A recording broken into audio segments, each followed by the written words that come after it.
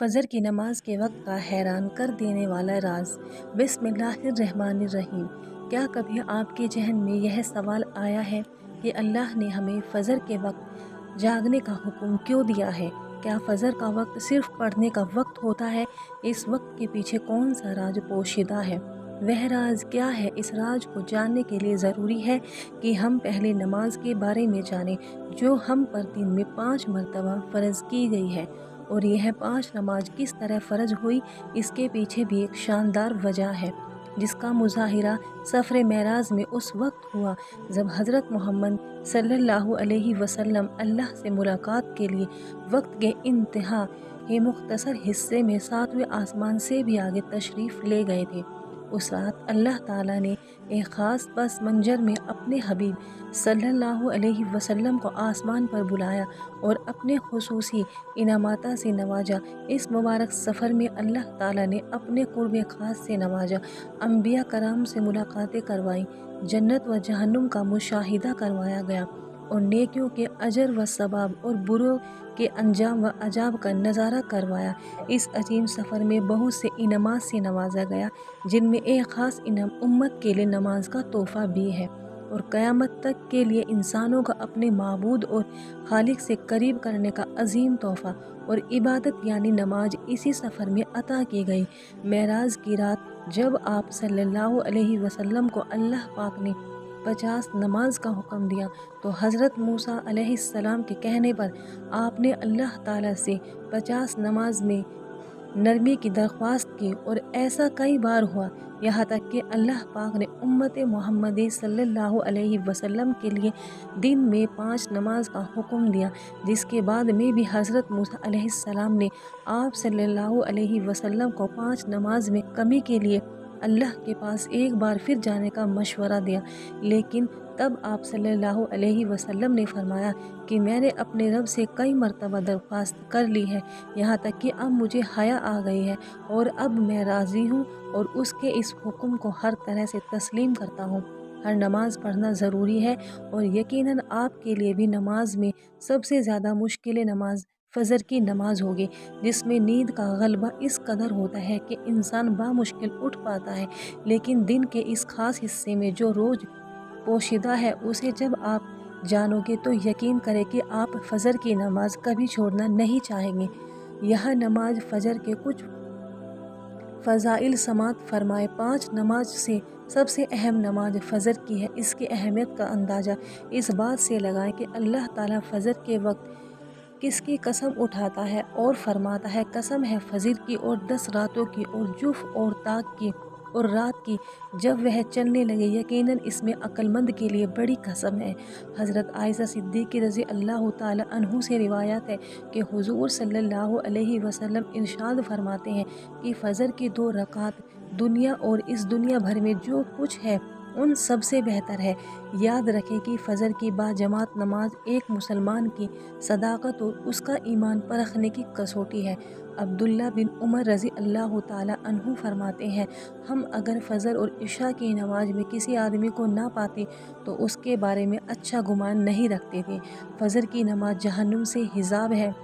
हज़रत मोहम्मद सल्लल्लाहु अलैहि वसल्लम ने फरमाया, जो शख्स सूरज निकलने से पहले और सूरज डूबने से पहले की नमाज यानी फ़जर और असर पढ़ता है, वह हरगिज़ जहन्नम की आग में दाखिल नहीं होगा। फ़जर की नमाज जन्नत की ज़बान है। रसूलुल्लाह सल्लल्लाहु अलैहि वसल्लम ने इरशाद फरमाया, जो शख्स 2 ठंडी नमाज यानी फ़जर और असर पाबंदी से पढ़ता है, वह जन्नत में दाखिल होगा।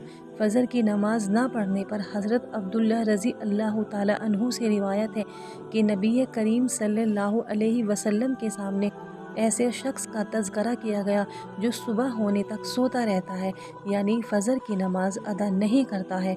तो आप सल्लल्लाहु अलैहि वसल्लम ने इरशाद फरमाया, ऐसे शख्स के कानों में शैतान पेशाब करता है। फ़जर की नमाज के लिए किस तरह उठें?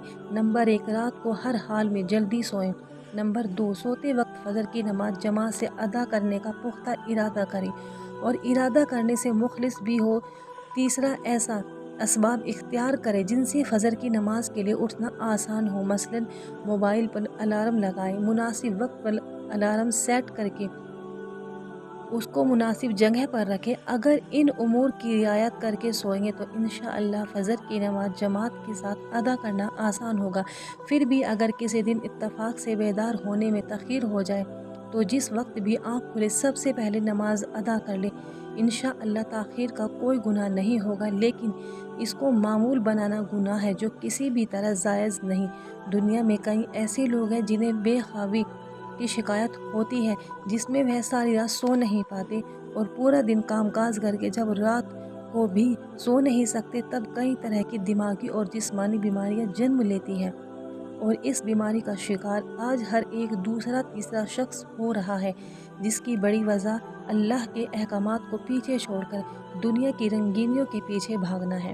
ساری رات جاگنے کے بعد فجر کے قریب کچھ دیر نیند آ جاتی ہے، لیکن وہ نیند جسم کو پرسکون نہیں رکھتی، جس کی وجہ سے اکثر لوگ جاگتے اور ہر قسم کی دوائیوں کے استعمال کے باوجود جب سو نہیں پاتے تو وہ اللہ سے یہ سوال ضرور کرتے ہوں گے کہ اے اللہ، مجھے نیند کیوں نہیں آتی؟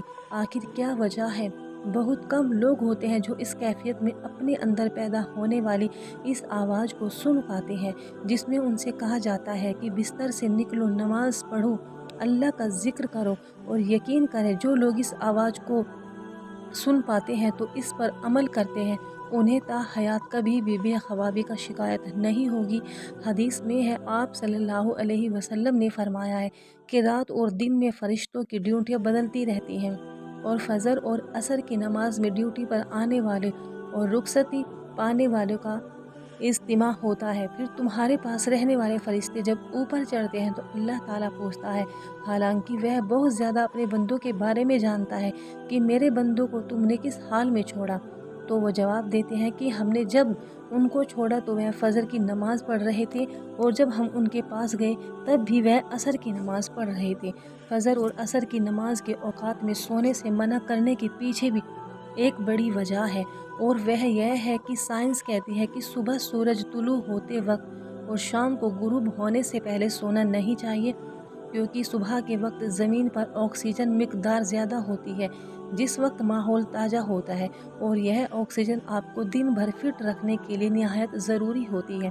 تو جو اس وقت سو جاتا ہے تو وہ اس تازہ آکسیجن سے محروم رہ جاتے ہیں، اور عصر کے وقت زمین پر آکسیجن کی کمی ہو جاتی ہے، تو اگر کوئی سو جاتا ہے تو اس کو آکسیجن کی فراہم کم ہوتی ہے، جس کی وجہ سے تب وہ جاگتا ہے تو اس کے سر میں درد اور طبیعت بے چینی ہو جاتی ہے۔ اور یہ بڑی وجہ ہے کہ دین اسلام میں ان دونوں اوقات میں سونے سے منع فرمایا گیا ہے۔ نماز فجر کے بارے میں ایسے بے شمار فضائل اور بھی ہیں جن کو ہم جان نہیں سکتے، اگر انسان ان کو جان لے تو کبھی کوتاہی نہ کرے۔ رسول